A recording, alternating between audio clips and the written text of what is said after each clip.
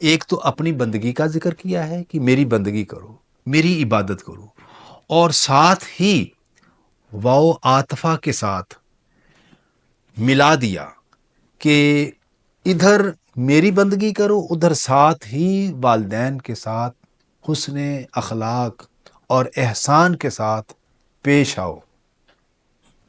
ان دو کا ذکر اللہ پاک نے اس آیت مبارکہ میں اکٹھا کر دیا ہے، جمع کر دیا ہے۔ کیوں جمع کیا ہے؟ اس کا سبب کیا ہے؟ یعنی اللہ پاک خالق ہے، اس نے اس ساری کائنات کو تخلیق کیا ہے۔ ساری کائنات کا خالق و مالک رب تعالیٰ ہے، رب کی ذات ہے، اس نے ہر شے کو پیدا کیا ہے۔ اور جو والدین ہیں وہ بچے کی پیدائش کا سبب بنتے ہیں، اور اللہ پاک کی کچھ صفتیں ہیں، اللہ پاک کی ساری صفتیں ذاتی ہیں، اور جو بندے کی صفتیں ہیں وہ اس کی عطائی ہیں، اللہ پاک نے بندے کو عطا کی ہیں۔ اب اللہ پاک دیکھیے کہ وہ خالق و مالک ہے، اس نے ہر شے کو تخلیق کیا ہے، پیدا کیا ہے۔ اب اس آیت مبارکہ میں دیکھ رہے ہیں کہ ادھر اللہ پاک اپنی بندگی کا بیان کر رہا ہے، ساتھ ہی والدین کا ذکر کر رہا ہے۔ تو اس میں جو والدین ہیں تو والدین بھی بچے کو وہ تخلیق کرتے ہیں، وہ پیدائش کا سبب بنتے ہیں۔ یعنی ایک صفت اس کی، اللہ پاک کی صفت یہ خالقیت کی ذاتی ہے، اور جو والدین کو اللہ پاک نے یہ صفت دی ہے یہ اس کی عطائی ہے اور یہ مجازی ہے۔ تو اللہ پاک نے فرمایا کہ میرے بندو اپنے والدین کے ساتھ احسان کرو، کیوں کہ یہ تیری پیدائش کا سبب ہے۔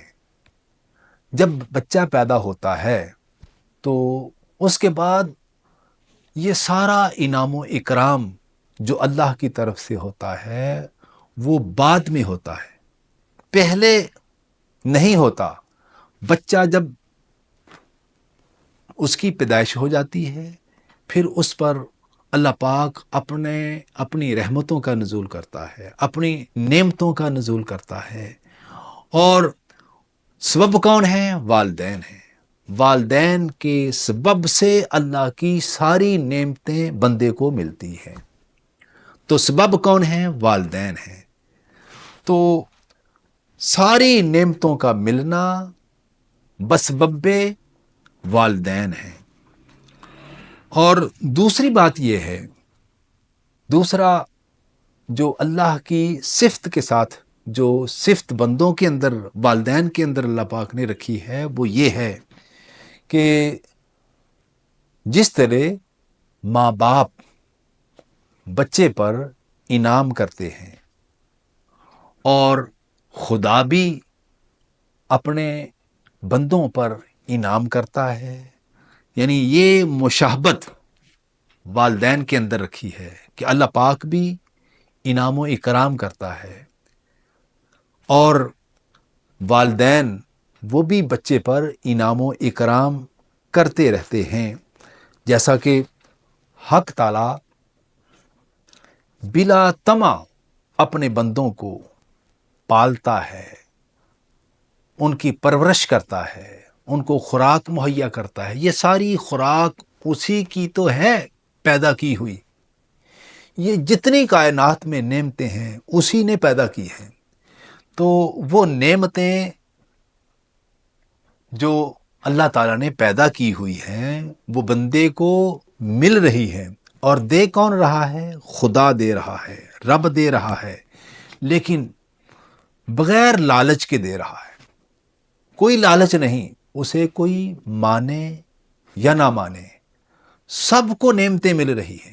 آپ دیکھیں کتنے لوگ ہیں، کتنے مذاہب ہیں، کتنے ایسے دنیا میں ایسے لوگ ہیں جو رب کو مانتے نہیں ہیں، لیکن پھر بھی ان کو خوراک بھی مل رہی ہے، نعمتیں بھی مل رہی ہیں، اللہ کا انعام و اکرام بھی ان پر اتر رہا ہے۔ یہ اللہ کی ایک صفت ہے۔ یہ صفت والدین کے اندر بھی پائی جاتی ہے، وہ بھی اپنے بچوں کو بے لوث پالتے ہیں، کوئی طمع نہیں ہوتا، کوئی لالچ نہیں ہوتا۔ لالچ کے بغیر ماں باپ اپنے بچے کو پال رہے ہوتے ہیں، حالانکہ دوسرے جتنے محسن ہوتے ہیں وہ احسان کا بدلہ احسان کے ساتھ لینا چاہتے ہیں، اور قرآن بھی کہتا ہے کہ حل جزاء الاحسان الا الاحسان، کہ احسان کا بدلہ احسان ہے۔ کوئی نیکی کرتا ہے تو اسی کے ساتھ نیکی کی جانی چاہیے۔ یہ قرآنی ایک فیصلہ ہے، اور اخلاق کا بھی یہ فیصلہ ہے کہ اخلاقاً بھی بندہ کوئی کسی کے ساتھ نیکی کرتا ہے اور اس کو چاہیے کہ وہ بھی اس کے ساتھ نیکی کے ساتھ پیش آئے۔ اگر کوئی احسان کرتا ہے تو دوسرے بندے کا بھی کام ہے کہ وہ بھی اس کے ساتھ احسان کرے۔ تو آپ دیکھتے ہیں کہ ماں باپ وہ بھی بچے کے ساتھ جو احسان کرتے ہیں وہ کسی لالچ میں نہیں کرتے، ان کو کوئی لالچ نہیں ہوتا۔ وہ اپنے بچوں کی پرورش، محنت، مشقت جو کما کر لاتے ہیں، جو اس کو بڑا کرتے ہیں، ماں اپنے بچے کی جتنی کیئر کرتی ہے، صبح و شام اس کی کیئر میں لگی رہتی ہے، دودھ پلاتی ہے، خون پلاتی ہے، محنت کرتی ہے، مشقت کرتی ہے، اس کے کپڑے دھوتی ہے، نہلاتی ہے، پلاتی ہے، کھلاتی ہے۔ باپ ہے، باہر سے کما کر لاتا ہے، کھلاتا ہے، پلاتا ہے۔ اس کی ہر ضرورت کو باپ پوری کر رہا ہے، ماں پوری کر رہی ہے۔ یہ دونوں جو پارٹ ہیں ماں باپ کے، یہ بچے پر مسلسل خرچ کرتے رہتے ہیں، لیکن ان کو کوئی لالچ نہیں ہوتا۔ ایک ہی لالچ ہوتا ہے، وہ ان کے اندر اللہ پاک نے محبت رکھی ہے۔ اگر محبت نہ ہوتی، اللہ پاک ماں باپ کے اندر محبت نہ ڈالتا۔